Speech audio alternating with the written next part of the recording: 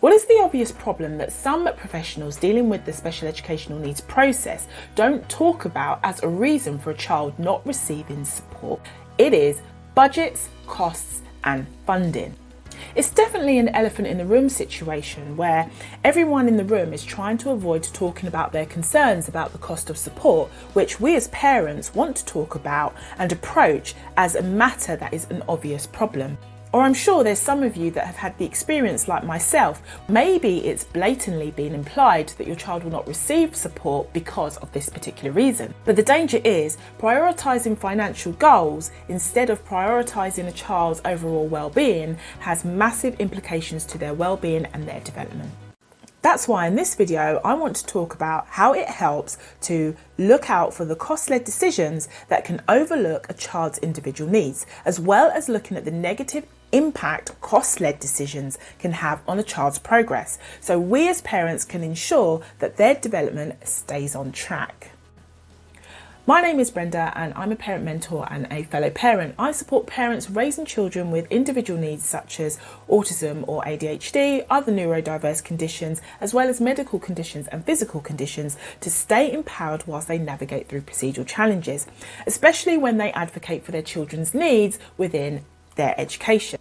So as I'm sure as a parent, you recognise the nuances that come with navigating the system. So let's just break down how this all comes about. Concerns about a young person's interacting within the environment around them can lead to difficult behaviours when their needs are not acknowledged or supported. Where they are not choosing to engage in different behaviours, but they are reacting to the environment as a form of communication in the way that they function. Hence the reason why additional support is needed in the form of a legal document, perhaps like an EHCP, or a specialist provision or school that specialises in their individual need, or even having particular assessments. This assistance comes with a cost, where these professionals or adaptations can allow for reasonable adjustments to be made in the environments in which they learn. According to the National Education Union, there are now 390,000 or so pupils and students with an educational healthcare plan, an increase of 10% in 2019 and 62% 7 years ago. So therefore there is more anticipated need within society, and this explains the elephant in the room. If the information in this video you find helpful, why not like or think of subscribing so we can get this information out to as many parents out there as possible. Now let's have a look at the individual difference of our children or a child that has individual needs. Currently, the education system is set up in a way where children with a tendency to respond to their environment in a certain way or have a diagnosis or a condition need to go off or placed in another setting or have one-to-one assistance to be taught sufficiently. However, challenges occur when the culture and the ethos of the school requires a child with individual needs to comply in a certain way. Rigid requirements set out in behaviour policies create limitations to allow for a child to function in a way that they feel comfortable. So in our experience, when I observed my son's situation whilst he was in a mainstream setting, the behaviour policy within that school operated from the belief that the action of every child was determined by the majority.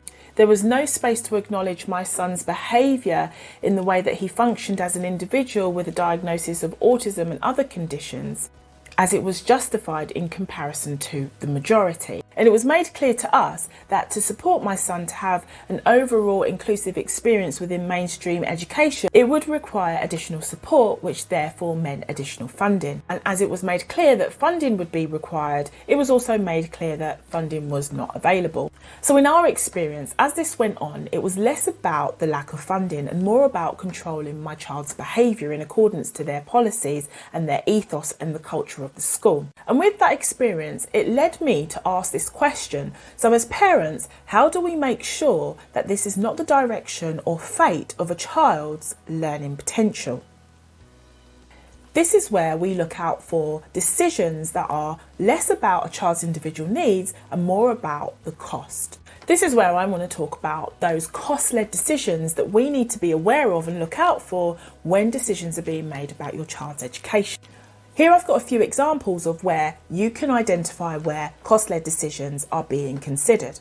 And the first one I want to talk about is accessing general support versus specialist support. So when you're looking at a child that has individual needs that requires a lot of focus and support around how they function in terms of their perhaps fine motor skills, in terms of how they retrieve information, specialist provisions really do support this. But specialist provisions come at a hefty cost. And what you might find is that consideration for general support that caters for the majority, maybe that's the majority of young people that are special educational needs, or maybe the majority of young people that can't cope within school, or the majority of people that have a disability.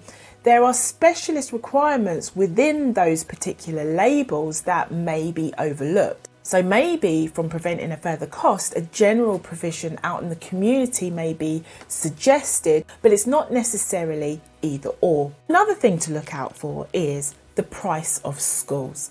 In our experience, I was informed that I should be lucky that my child is able to access a specialist school because it costs nearly £50,000 a year as of 10 years ago. I also recalled that the amount of pressure that came from advocating to that point to get there. However, that is what my child required. Specialist schools, like in our particular situation, an autistic specialist school, there is a cost. And this seems to be deterred by professionals to even approach or even apply because there is a belief that it will be too costly. Another thing I experienced was the time of year that an annual review will occur. Decisions to choose to not necessarily do it at a time that was suitable, rather than do that in a moment of time that it would support him, it was done during a moment of time, such as in the next academic year when perhaps other people will be available. This brought me back to that question of, is it a cost-led decision or is it led on a child's individual needs? The reason why it's so important to ask this question, because it can create a lot of confusion for our children, us as parents, and even the professionals that are working with us, because most professionals want to support our children and we want our children to access that support. So when there's a confusion about why this isn't happening, it does help to ask that question. Me myself found it confusing when I'm around a table of professionals that are here to share their knowledge and their experience. However, there seems to be a setback or a hurdle because of cost. So to be able to avoid the confusion, as parents, it does help to be aware of the direction that decisions are going in. So once we're aware of that, we're in a position to redirect the decisions in a way that can support our children moving forward. So if you're finding it really difficult and you feel that you don't want to do this alone, why not contact me and work with a parent mentor? Or why not take a look at some of my other videos that I have here on YouTube that will provide some insight into the shared nuances that we have about staying empowered. And for now, keep doing what you're doing, stay focused, stay empowered, and keep creating progress. Thank you for listening.